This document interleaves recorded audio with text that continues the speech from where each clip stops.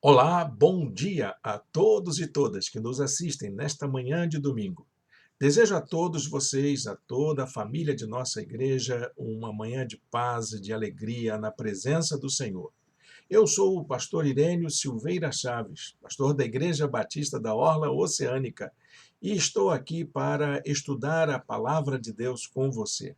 Nosso programa de estudos bíblicos à distância tem abençoado a nossa igreja e tem abençoado muitas pessoas que nos acompanham.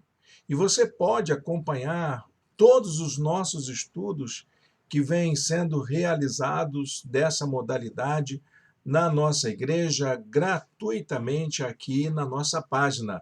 Você tem outros estudos e você tem materiais correspondentes a esses estudos que estão em nossa página. Visite o nosso blog, acesse a página de estudos e você vai ver lá apostilas e playlists de videoaulas para você aprender mais da palavra de Deus, aprender mais sobre a vida cristã e sobre a maneira de ser um cristão sincero no mundo. Nós prestamos um serviço que nós acreditamos ser de uma qualidade diferenciada para o reino de Deus, para as pessoas que nos acompanham, para as pessoas que buscam um aprofundamento na palavra de Deus. E eu tenho me preparado a minha vida inteira para oferecer aquilo que eu tenho de melhor no estudo da Bíblia. Então, meu querido, minha querida, você que nos acompanha, saiba que você está tendo algo assim bem profundo. São coisas que eu sempre ensinei, quer seja no seminário, quer seja como pregador, quer seja como escritor, eu sempre ensinei esses conteúdos. Então, aqui no programa de estudos bíblicos à distância, você pode ter acesso a essa informação que eu tenho trabalhado ao longo da minha vida, ao longo dos meus estudos, é resultado daquilo que eu aprendi ao longo da minha vida. Bem, nós estamos estudando a carta de Tiago. Essa carta é muito importante para a igreja, porque ela foi escrita numa época em que a igreja enfrentava um problema de perseguição muito forte dentro da comunidade em que ela estava inserida, a sociedade que ela estava inserida. Ela sofria a perseguição dos judeus, ela sofria a perseguição dos romanos, enfim, todos aqueles que se opunham ao pensamento cristão, ao segmento de Jesus, fazia algum tipo de opressão, de perseguição à igreja cristã que nascia. E Tiago era o pastor da igreja de Jerusalém, era um dos líderes, pelo menos. E ele, então, assume a responsabilidade de dar orientações para aquelas pessoas que passavam por forte opressão, forte perseguição, forte cerceamento da liberdade. E ele vai fazer isso de uma maneira muito comum à cultura daquela comunidade. Eles eram judeus, viviam num contexto judaico e tudo que eles conheciam era a tradição rabínica, a tradição judaica na qual eles estavam inseridos. Então, o pastor Tiago, ele organiza todo o seu texto, toda a sua estrutura, toda a sua carta, toda a sua doutrina, todo o seu conteúdo a partir desta cultura com a qual eles se relacionavam. É bom a gente entender isso, porque a teologia, a doutrina, ela é sempre contextual, ela é sempre lida a partir do lugar onde nós nos encontramos. E Tiago faz isso. Ele faz uma leitura da mensagem do Evangelho a partir do lugar em que ele se encontra, que é de uma pessoa pertencente a uma sociedade dominada pela cultura judaica. E ele fala a uma comunidade também orientada da mesma forma. Por isso que muitas vezes nós não entendemos o que Tiago quer falar, porque nós aqui no Brasil somos ocidentais ou somos herdeiros de uma cultura ocidental. Tudo bem, foi herdada pela colônia, temos que decolonizar. Ok, mas aí até decolonizar, meu irmão, a gente é ocidental mesmo. A gente tem que fazer tem dificuldade de fazer essa leitura a partir de um outro viés, de uma outra cultura, que não é a nossa, que não é da nossa formação, que não é da nossa tradição. Eu espero que você entenda isso, eu tenho sempre relembrado esse aspecto no começo de cada aula. Mas, para que a gente possa aprofundar um pouco mais, então vamos à nossa aula de hoje. Nós estamos, então, na sexta aula dos estudos na Carta de Tiago. Estamos dando a esse estudo o título de Aprender a Viver, porque era isso que Tiago queria. Tiago queria passar lições de vida para uma comunidade que estava inserida numa cultura. Então, meus amados irmãos e irmãs, toda a teologia de Tiago nesta carta é um esboço ou um esforço de teologia prática ou de teologia pública, como nós costumamos ouvir dos grandes teólogos e teólogas que atuam nessas áreas. Então, a carta de Tiago é um exercício de teologia prática ou de teologia pública. E isso nos ajuda bastante a compreender. Na nossa aula de hoje, nós vamos tratar de um tema que ele desenvolve sobre a transformação daquilo que temos como ideal ou como sonhado, desejado, em prática. Então, é transformar pensamento em prática, ideal em ação. Essa é a nossa aula de hoje. Como que a gente transforma nossos ideais cristãos, nossos valores cristãos em prática? Como é que a gente faz isso? Como é que a gente age como cristão no mundo? Então, para a gente motivar um pouquinho o nosso entusiasmo por essa aula, segue aí o versículo 22, que está dentro desse pacote que nós vamos utilizar no nosso estudo de hoje. Tiago diz assim: sejam praticantes da palavra e não apenas ouvintes, enganando-se a si mesmos. Eu vou ler mais uma vez porque é preciso que a gente reforce que a Bíblia diz isso. Não é nenhum pregador, não é nenhuma teologia, é a Escritura que está dizendo para a gente: sejam praticantes da palavra e não apenas ouvintes, enganando-se a si mesmos. Vai ser bom, né? Então vem com a gente, vamos nessa, vamos estudar a Bíblia juntos aqui. O texto base da nossa lição de hoje está entre os versículos 19 e 22 do capítulo 1. Bom, você pode acompanhar esse estudo de várias formas. Primeiro, tendo a sua Bíblia na mão, se você quiser ter um exemplar da Bíblia e tem perto de você, pode fazer isso, vai ser importante você acompanhar versículo por versículo daquilo que estamos falando. Mas também pode acompanhar o estudo através da apostila, que nós disponibilizamos gratuitamente em nosso blog. O link está aqui do lado no chat, você pode acessar, ou então está aqui embaixo, nas relações de endereços da nossa igreja, do blog da nossa igreja. Acessa lá e baixe gratuitamente a apostila para acompanhar os estudos, para guardar com você, para compartilhar com seus amigos, familiares e irmãos em Cristo, quem você quiser e o que você quiser fazer com essa apostila, fique à vontade. Ela é um presente da nossa igreja para você. Ela está no formato de e-book.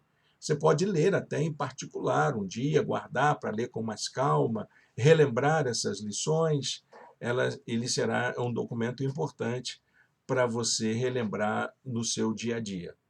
Bom, para a gente entrar no texto, e isso eu sempre tenho feito nessa lição, nesses estudos, vamos ler o texto todo, porque, como eu já expliquei, A carta de Tiago é toda organizadinha em perícopes ou parênteses, então ou aforismas. Então nós vamos ler esse trecho, que é o da nossa reflexão de hoje. Meus amados irmãos, tenham isto em mente, sejam todos prontos para ouvir, tardios para falar e tardios para irar-se. Pois a ira do homem não produz a justiça de Deus. Portanto, livrem-se de toda impureza moral e da maldade que prevalece e aceitem humildemente a palavra implantada em vocês, a qual é poderosa para salvá-los.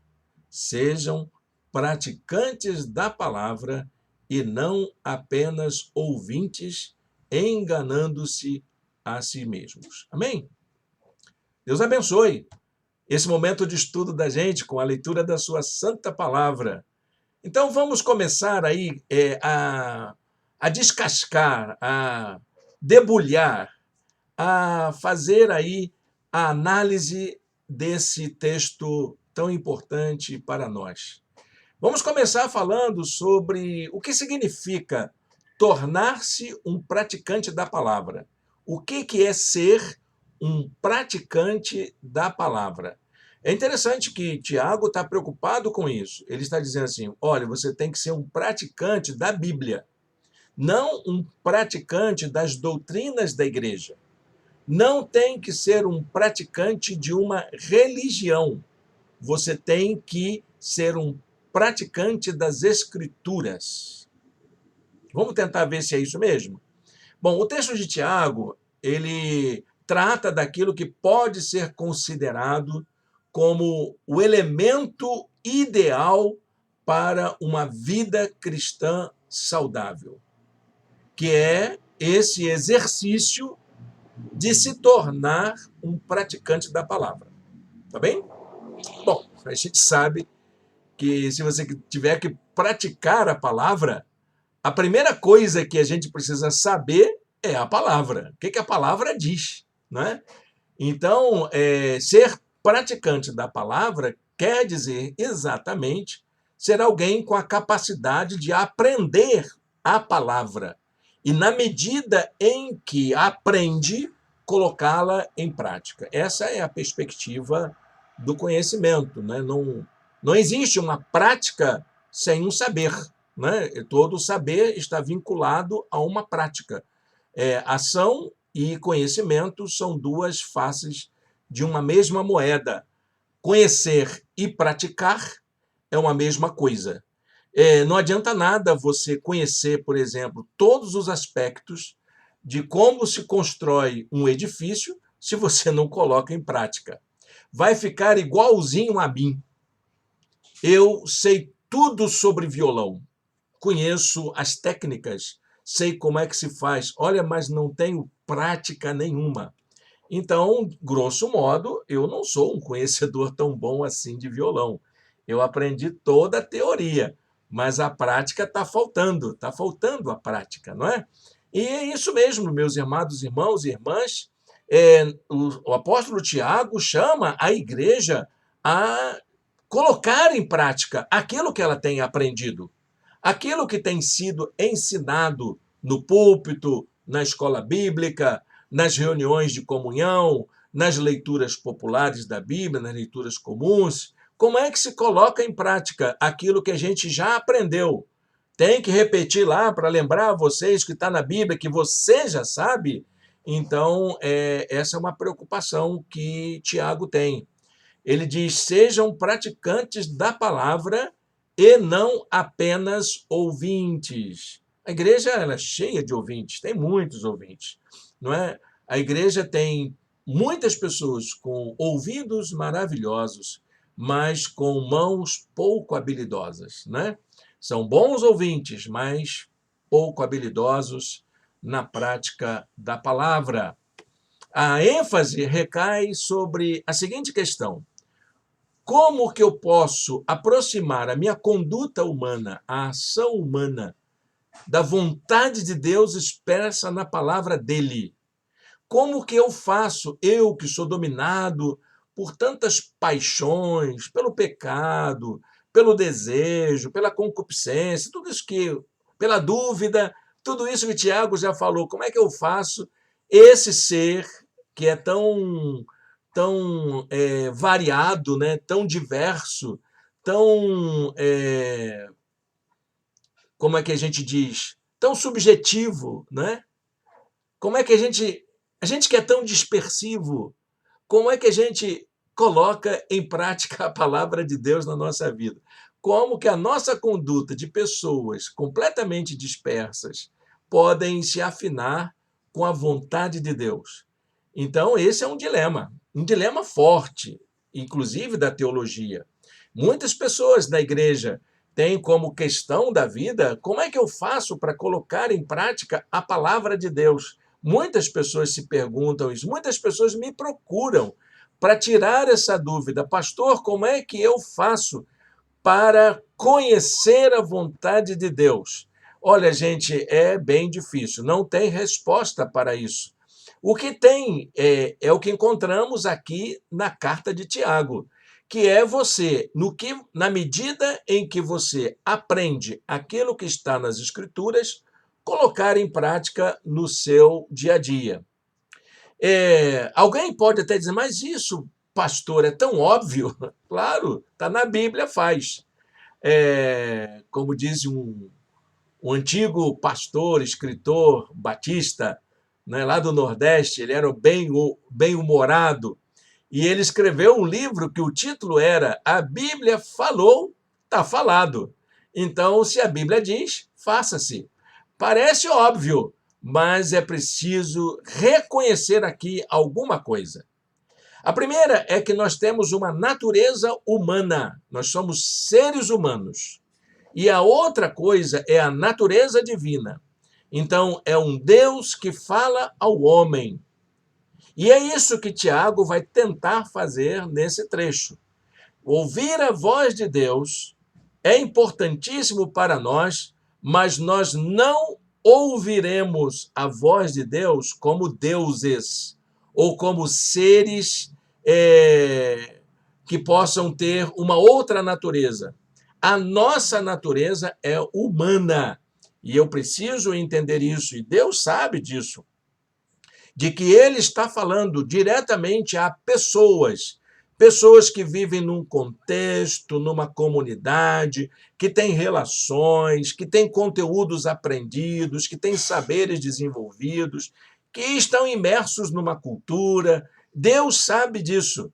E é por isso que ele deixou o seu ensino na forma de palavra, escritura, para que ela pudesse ser analisada, entendida a partir da nossa leitura. Vamos então começar a pensar aqui nessa condição humana de ser um ouvinte e praticante da palavra. O que implica para nós, como seres humanos, sermos ouvintes e praticantes da palavra. Então, essa é a primeira tentativa humana, a tentativa de solução para a definição da ação humana. Como é que a ação humana se realiza? Tiago diz assim: meus amados irmãos, tenham isto em mente. Sejam todos prontos para ouvir, tardios para falar e tardios para irar-se. Quem é que faz isso? Eu e você, meu irmão. Tiago está dizendo, olha aqui, você tem que ser uma pessoa capaz de estar pronto para ouvir, tem que ser uma pessoa capaz de refrear a sua língua e tem que ser uma pessoa capaz de controlar sua ira. Porque isso é que é humano da gente. O humano é isso. É interessante pensar que, segundo Tiago, a condição humana é marcada por 3 ações: a ação de ouvir, a ação de falar e a ação de irar-se. Eu vou remeter isso para a filosofia, para o pensamento filosófico, que pensa a condição humana e de uma forma diferente a partir do século XX, principalmente a partir da fenomenologia. Como é que a gente pensa a condição humana, então, pelo viés filosófico? Anote aí, se você quiser saber, está aqui no texto, mas você pode anotar na sua Bíblia. A ação humana, ela é sempre marcada por 3 atitudes. A primeira atitude é a escuta. Nós somos pessoas capazes de ouvir. E nós percebemos o mundo por essa percepção da escuta. Nós escutamos os sons, as vozes, os gritos. Tudo à nossa volta fala, tudo à nossa volta nos conclama a uma atitude, a uma reação. E a gente pode incluir nessas atitudes perceptivas não só a escuta, mas a visão também, os sentidos com o qual a gente capta a realidade. A escuta é o exercício primordial de captar a realidade, de ouvir as muitas vozes que existem no mundo. A fala é a nossa maneira de interagir com o mundo. É como eu expresso aquilo que eu penso, aquilo que eu sinto, a maneira como eu percebo as coisas. E é através da fala que eu expresso. E olha, meus amados, por que a gente tem que ser tardio para falar? Olha, gente, a gente nem sempre percebe adequadamente. A percepção objetiva da realidade, isso sempre foi entendido pela filosofia dessa maneira, a percepção objetiva da realidade nem sempre é a correta. Ah, mas eu vi, mas eu ouvi, mas eu percebi. Olha, pode ser que você tenha tido algum equívoco na sua percepção, na sua maneira de entender, na sua interpretação. É por isso que a gente tem que ser tardio para falar, porque a nossa percepção pode ser marcada por algum desvio de atenção, por alguma falha na percepção, na escuta, na visão, enfim, nesse contato que temos com o mundo. Muita gente acha, porque eu ouvi é verdade. Nem sempre, nem sempre. É preciso ouvir com atenção para poder falar com responsabilidade. E a terceira área da nossa ação é a emoção, porque tudo aquilo que a gente ouve, tudo aquilo que a gente fala, é atravessado pelos nossos sentimentos. Nós somos seres passionais. Passional quer dizer são seres que podem ter emoções, que são afetados. As paixões humanas, elas estão presentes na vida da gente. Tudo que nos move, tudo que nos envolve, tudo nos toca de maneira passional. Nós temos um sentimento de afeição ou de aversão, de amor ou de ódio, de prazer ou desprazer. É sempre assim. Não é? Estou lembrando aqui do filósofo Baruch de Spinoza, século XVII. Ele dizia que aquilo que as emoções, as paixões boas, são aquelas que nos constroem. E as paixões ruins são aquelas que nos destroem. Então, esse é o papel das emoções. Há emoções que nos constroem e há emoções que nos destroem. Anota aí, gente. Isso aí é bom demais, né? Você não acha, não? Comenta aí nos comentários o que você pensa disso. Bom, gente, eu vou fazer uma análise de cada uma dessas ações humanas. A escuta, a fala e a emoção. Vamos começar com essa maneira que Tiago fala de ser pronto para ouvir. A escuta é o começo da descoberta de quem somos, porque é isso que permite que notemos que somos parte de um todo. Alguém fala conosco. O outro nos interpela. O mundo nos atravessa de um modo que a gente pode entender que somos parte dele. O outro é parte da gente. O mundo faz parte da nossa realidade. Descobrimos-nos a partir da nossa relação com o outro. Por isso é que precisamos estar prontos. Porque é quando eu noto o outro. A falta do exercício da escuta me torna uma pessoa indiferente e, desculpe a palavra, mas também me torna uma pessoa alienada. Eu estou lembrando, eu dava aula para uma turma de quinto ano, é isso mesmo? Hoje em dia seria o equivalente ao quinto, era a quinta série, né? Acho que hoje seria equivalente ao quinto ano, é isso mesmo. Não, sexto ano, seria equivalente ao sexto ano. Eu era da aula de português. E trouxe uma poesia baseada numa música de Milton Nascimento. Isso faz muitos anos. Já foi no século passado. E aí eu dei o texto para que eles pudessem ler e dei uma tarefa para casa para que eles pudessem ouvir a música, conhecer a música de Milton Nascimento, que era aquela música que falava do coração latino-americano, etc. Muito bonita a música. E aí eles levaram para casa e quando voltaram no dia seguinte, na aula seguinte, eu perguntei como é que foi, o que eles acharam, tal. Aí a turma, quase que em peso, disse: mas isso é muito antigo, professor. Isso é muito velho. Como assim velho? Isso não é do nosso contexto. Sim, mas é música popular brasileira, ela ainda toca nas rádios. Ela ainda está presente, ela faz ainda a formação de muitas pessoas. E não tinha muito tempo, a música deveria, em relação à faixa deles, devia ter uns 10 anos antes.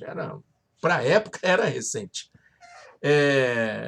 E aí, então, eles começaram a criticar o trabalho poético, né? A forma de fazer poesia, em vez de entrar no universo do texto, como eu havia solicitado, comparando com o tempo atual.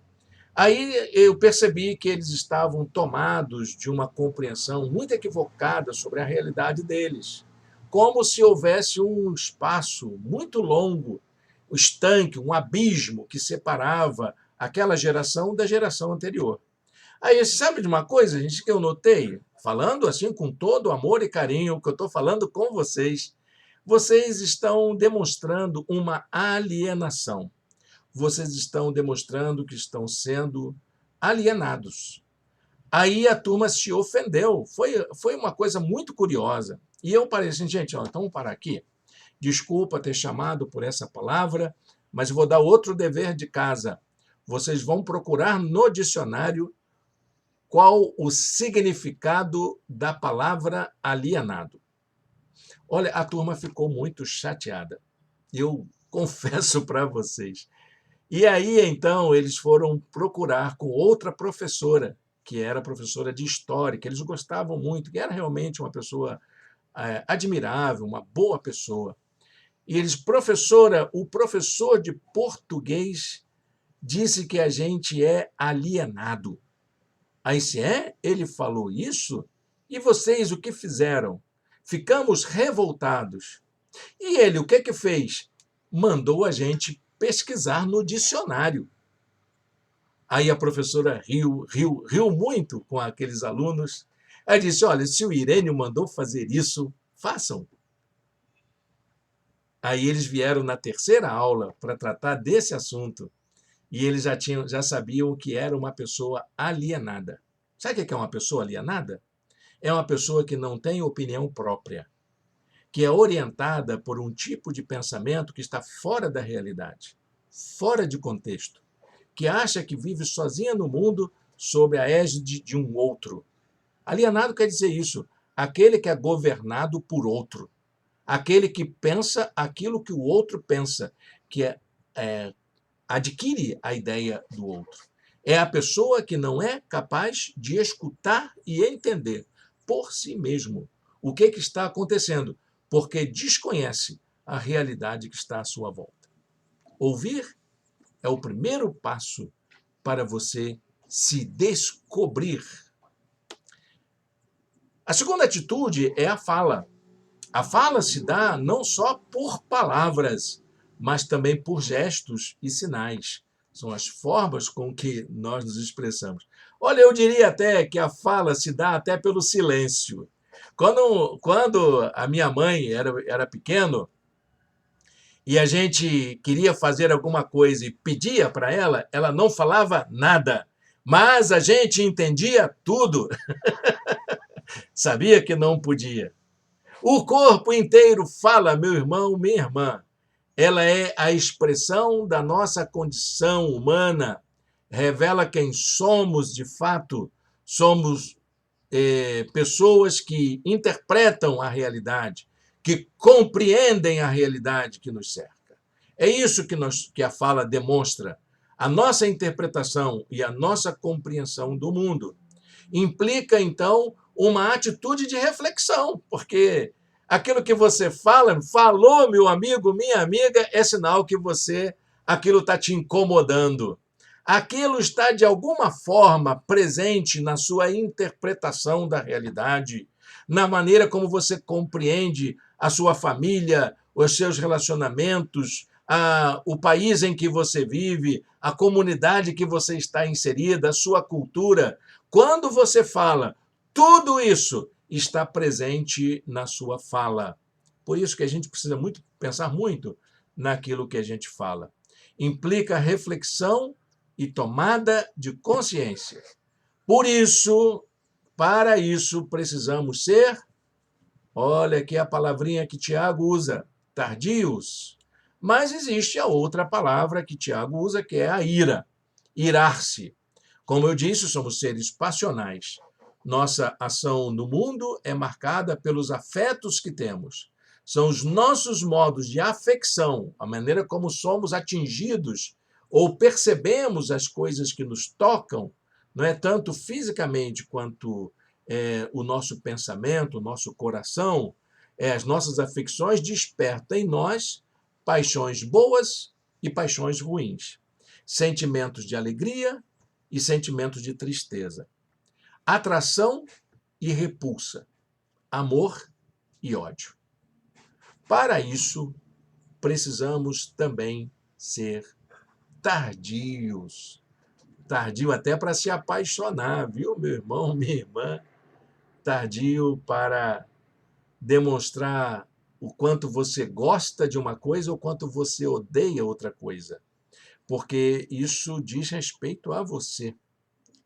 Muita coisa, viu, meu irmão? Essas afirmações nos remetem ao fato de que as ações humanas lembram como Deus age diante da condição humana. Ele sabe que a gente é capaz de ouvir e ele também nos ouve. Ele sabe que a gente é capaz de falar, por isso também que ele fala conosco. Mas também ele é movido pelas suas emoções. Deus tem emoções. Ele também se apaixona por nós. Ele também se ira. Ele também se ira. Então, é bom a gente entender essa relação de Deus conosco. Então, diante dessa realidade, meus irmãos e minhas irmãs, da condição humana, então precisamos reconhecer qual é o lugar da ação divina na nossa vida. Como que a gente controla essas ações, a ação da escuta, da fala e das emoções? Como é que a gente controla? Bom, eu queria passar para um outro aspecto, né, da nossa lição de hoje, que fala sobre a ação divina. Mas antes, anote aí esse versículo de Provérbios, capítulo 25, versículo 28. Como a cidade com seus muros derrubados, assim é quem não sabe dominar-se. Ok? Escuta, fala e emoções existem para serem controladas. Você pode não ter controle sobre muita coisa, mas sobre aquilo que você ouve, aquilo que você fala e aquilo que você se emociona, isso você pode ter controle, sim. Então vamos à ação divina. Como é que se dá a ação divina? Já entendi que a ação humana ela pode ser controlada, né? E a ação divina, eu tenho controle nela? Bom, para a gente pensar nisso, a Bíblia afirma que o nosso Deus é um Deus que trabalha. Ele age. Ele não é um Deus de pensamento, muito de ideias, né? As ideias estão todas prontas. O logos já foi dado. Agora nós temos a relação com um Deus que trabalha, um Deus que age, um Deus pragmático. Eu posso dizer assim? Posso. É isso mesmo, ele é um Deus da praxis, um Deus da conduta, um Deus que age, um Deus que não está passivo diante de nós, como pessoas, mas também diante do mundo todo e de toda a humanidade. Isaías 43:13 diz assim: Desde os dias mais antigos eu o sou. Não há quem possa livrar alguém da minha mão. Agindo eu, quem pode desfazer? É Deus, Deus trabalhando. Deus age, meu irmão, minha irmã. Deus está trabalhando por você. Por mais que você não consiga entender, por mais que você não consiga perceber, Deus está trabalhando por você. A ação divina, então, ela, diferentemente da ação humana, ela se dá de dois modos. Primeiro, na prática da justiça. E segundo, na apresentação, na exposição, na revelação de sua palavra. A justiça divina é marcada pela misericórdia. Muitas vezes a gente fala da justiça divina e acha que Deus é um Deus severo, um juiz implacável. Não, meu irmão, minha irmã, a Bíblia não valoriza esse tipo de juízo, essa justiça parcial, essa justiça severa. Deus não está ao lado do juiz e chama esse tipo de juiz que é implacável, que é parcial, que só vê um lado e que é punitivo. Ela diz que esse juiz é um juiz iníquo, um juiz iníquo. A ira humana impede a compreensão de um Deus que, ainda que se ire, ele ama incondicionalmente. Nós não conseguimos alcançar essa ideia. Como é que a Bíblia diz que Deus se ira, Deus não ama o pecado, que é isso, que é aquilo? E como é que a gente coloca isso diante do amor incondicional de Deus? Olha, meus irmãos, é bom entender o seguinte: o amor de Deus e a ira de Deus produz justiça. A humana não. A humana não. A ação humana não produz justiça, exatamente porque é tendente ao erro. Por mais que a gente ame e queira ser justo, nós não vamos conseguir ser justo, porque certamente a gente vai errar em alguma coisa, provocado pela precipitação, pela falta de controle. A antítese de errar é praticar justiça. Por isso que a Bíblia chama a gente a uma prática da justiça. Por mais que a gente ame, por mais que a gente goste, vamos tentar ser justo. Mas Deus sempre é justo. E Ele é justo porque Ele ama. Quando colocamos a justiça em prática, nos aproximamos do caráter divino. Tiago 1,20 diz: pois a ira do homem não produz a justiça de Deus. Está com raiva, meu irmão? Está irado por causa disso, por causa daquilo? Não se ire, porque a sua ira não tem nada a ver com a justiça de Deus. Porque a justiça de Deus ama isso que você odeia.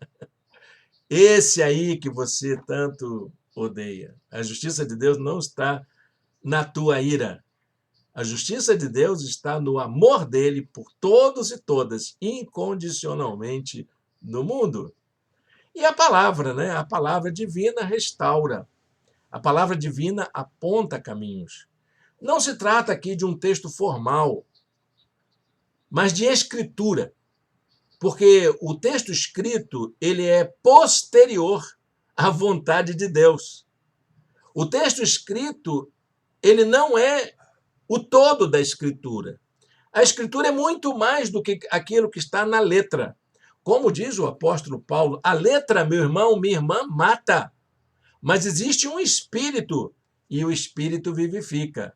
Então, a escritura é a expressão da totalidade dos modos de Deus de revelar-se a nós. Existe uma gramaticalidade na maneira como Deus demonstra o seu amor por nós, na maneira como ele se revela na criação, como o outro nos interpela. Conquanto creiamos que a Bíblia é a palavra de Deus, e eu creio nisso, A noção de um Deus que fala além do texto escrito é necessária. O Deus que fala vai sempre além daquilo que está escrito. A palavra de Deus, ela é implantada no coração da gente. E essa é que é a ideia básica da salvação. Quando a gente permite que no nossa interioridade haja a escritura daquilo que Deus gostaria que nós fôssemos e que nós fizéssemos. Tem um filme muito interessante da época da Segunda Guerra Mundial que mostra uma cena num campo de concentração. Os judeus que estavam ali sofrendo as agruras do campo de concentração nazista ficaram revoltados com Deus. E havia alguns juízes, alguns juristas, e eles condenavam Deus porque achavam que Deus não estava sendo justo com o seu povo. E aí, então, alguém disse, por que vocês não julgam Deus? Vocês são juízes, fazem um tribunal. Aí disse, não, mas temos que fazer um tribunal aqui, vamos criar um tribunal judaico, um tribunal de acordo com o que a Escritura nos orienta, com o que a Bíblia nos orienta. Só que aí temos o defensor, temos o promotor, temos o juiz, temos as testemunhas, temos isso, temos aquilo, agora falta o texto. Cadê o texto? Nós não temos Bíblia aqui, nós não temos a Torá conosco. E aí estava lá sentado no cantinho um idoso, muito idoso. Ele diz, ali está o rabino fulano de tal. Ele era conhecido na sua comunidade por ter decorado toda a Torá. Ele tem a Escritura inscrita no seu coração. Aí eles elegeram aquele rabino idoso como o exemplo do texto que eles só conheciam como escrito. Eu achei muito interessante essa ideia, que serve como metáfora para entender qual é o lugar da Escritura. É num livro? É isso que você entende, meu amigo? É isso que você entende, minha irmã? O lugar da Escritura é no coração da gente. É lá que deve estar o texto. Tiago 1:21 diz assim, aceitem humildemente a palavra implantada em vocês. A palavra foi colocada no coração de vocês. E essa palavra implantada no coração é que é poderosa para salvá-los. A palavra que se fez carne, a palavra viva do discurso amoroso de Jesus, daquele que foi capaz de suportar todas as aflições humanas, morrer a nossa morte e nos convidar para uma experiência de caminhada com Ele. É essa palavra que foi implantada no meu coração. Foi implantada no seu coração também? Então é isso. Vamos em frente, porque isso é o que Deus faz conosco. Ele implanta a sua palavra, a sua escritura no coração da gente. A Bíblia valoriza essa atitude de aproximar a nossa ação à vontade divina. Salmos 15, versos 1 e 2. Senhor, quem habitará no teu santuário? Quem poderá morar no teu santo monte? Aquele que é íntegro em sua conduta e pratica o que é justo, que de coração fala a verdade. Então, o que é que nós vamos fazer, meu irmão, minha irmã, eu e você? Superar o engano. Esse engano de ter uma vida de um jeito e a escritura do outro jeito. A vontade de Deus de outro jeito. Como é que a gente faz isso? Ignorar essa distinção entre a condição humana e a ação divina tem sido a base de muitos equívocos entre os cristãos. É o que tem levado a muitos terem uma vida superficial, vacilante. A vida do crente Raimundo, isso era do tempo da minha juventude, tá bom? Desculpa. aquele que tem um pé na igreja, um pé no mundo. Tinha até um corinho que falava domingueiro, o domingueiro nunca queira ser.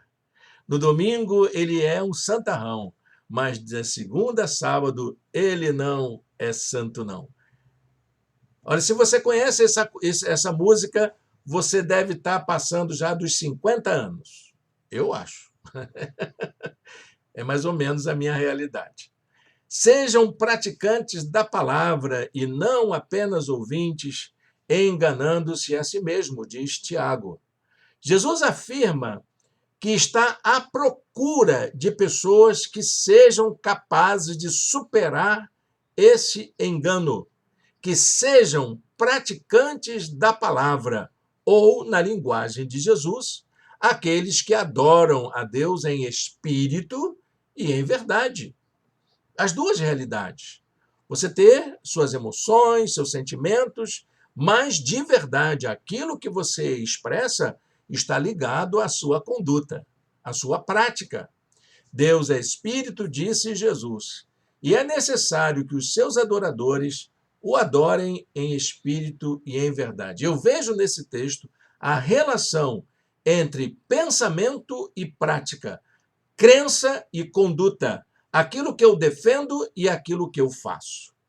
Esse foi o ensino também apostólico na igreja primitiva. Desde muito tempo, desde o começo da igreja, foi assim que a igreja aprendeu. João diz assim: filhinhos, não amemos de palavra nem de boca, mas em ação e em verdade. Bom, para a gente encerrar a nossa aula de hoje, eu queria deixar com você a nossa aplicação prática da nossa lição. Acho que hoje, inclusive, a nossa lição depende dessa aplicação prática, porque é isso que estamos querendo fazer. Vamos aprender a viver, então, como diz o tema da nossa lição, do nosso curso. Bom, eu escrevi aqui um parágrafo para a gente pensar. Ser um praticante da palavra envolve o aspecto da coerência. Sabe aquele negócio, gente? O que você quer ser um cristão coerente? Coerência é você afinar aquilo que você pensa e aquilo que você faz. Aquilo que você defende, aquilo que você pratica. Aquilo que você acredita e aquilo que você realiza. Crença e prática. Ser praticante da palavra quer dizer exatamente ser um cristão coerente. É a relação entre o que se fala e o que se faz. De nada, meu irmão, minha irmã, de nada adianta ter um discurso bonito e até correto do ponto de vista teológico, doutrinário, bíblico, se a nossa conduta e a nossa prática não condizem com ele. Não adianta você falar, eu amo, mas na verdade você odeia. Dissemina ódio. Eu confio na verdade, mas no fundo, você dissemina mentira, fake news. Eu sou capaz de dar a minha vida pelo mundo, mas você é capaz de odiar ao seu irmão também, porque pensa diferente de você. Pense nisso, meu irmão. É uma hora da gente refletir. Nós estamos vivendo um momento muito delicado, não é? Que a gente precisa, como cristãos e cristãs no mundo, mudar a nossa conduta. E quando se fala assim, tem que mudar a conduta, como é que eu faço? Aproximando aquilo que você faz com aquilo que você aprendeu até agora. As Escrituras, o que ela diz aí no teu coração? Como é que a Escritura está aí na sua vida? Ou você vai querer ser um daqueles que vão chegar lá um dia no Senhor, diante do Senhor, e vai ouvir do Senhor, apartai-vos de mim que eu não vos conheço. Por que não me conhece? Porque vocês fizeram coisas completamente diferentes daquilo que eu ensinei. Mas como assim? Sabe como é que vocês vão ser conhecidos como meus discípulos? Jesus dizendo, vocês serão conhecidos como meus discípulos, não pelo que vocês creem, mas por fazerem aquilo que eu vos mando. É assim que a gente é conhecido como cristão, se a gente fizer aquilo que Jesus mandou. E Jesus mandou a gente amar a Deus sobre todas as coisas e amar ao próximo como a si mesmo. E ele diz que isso é mandamento. Mandamento. Não é para a gente saber, faço ou não faço. É para fazer. Entendeu? Vamos fazer? Jesus disse que nem todo aquele que me diz Senhor, Senhor, entrará no reino dos céus, mas apenas aquele que faz a vontade de meu Pai que está nos céus. Então, não é o que você diz que vai te levar para o céu, mas aquilo que você pratica. Amém? Vamos orar? Vamos colocar a nossa vida diante de Deus, né? Todos nós precisamos aprender a ser mais praticantes da palavra, porque ouvintes já somos. Não é verdade, irmãos? Então feche os seus olhos, ore ao Senhor junto comigo. Senhor Deus, eterno Pai, muito obrigado por esta manhã em tua presença. Muito obrigado pela tua palavra, pelo ensino das Escrituras. Nos ajuda, Senhor, a sermos praticantes da palavra que temos recebido em nosso coração. Nos ajuda a ser ouvintes mais atentos, pessoas mais reflexivas na hora de falar, mas também pessoas que sabem controlar as suas emoções nos momentos difíceis. Senhor, dá-nos a tua graça nesta manhã, abençoa nossa casa, nossa família, nossa igreja, nossa sociedade, o mundo em que nós vivemos. Nós te oramos em nome de Jesus. Amém e amém. Amém, meus irmãos. Estamos chegando, então, ao final da nossa aula de hoje. Quero agradecer sua companhia aqui. Deixa eu dar algumas informações sobre nossa igreja. Meus irmãos, minhas irmãs, nós continuamos ainda com nossas atividades híbridas no mês de setembro. Então, hoje, toda a nossa atividade da nossa igreja será virtual. Temos nossa escola bíblica dominical agora, nosso estudo bíblico à distância, e teremos às 18 horas a transmissão da mensagem, a segunda mensagem da nossa série de reflexões da campanha do Tempo da Criação, quando vamos falar sobre escutar a voz que vem do meio da natureza, do meio da criação, do meio da sociedade, daqueles que sofrem, que passam fome, que são pobres e que vivem no mundo em que nós também vivemos. Vem com a gente, vem conhecer a palavra de Deus. Nesse tempo, nós estamos orando, estamos trabalhando, entregando espaço, nos recapitalizando para que a gente possa dar mais um passo logo depois desse período. Conto com você, conto com as suas orações, conto com a sua cooperação na divulgação dos nossos vídeos durante as nossas transmissões. Amém? Um bom domingo, Deus o abençoe, Deus a abençoe.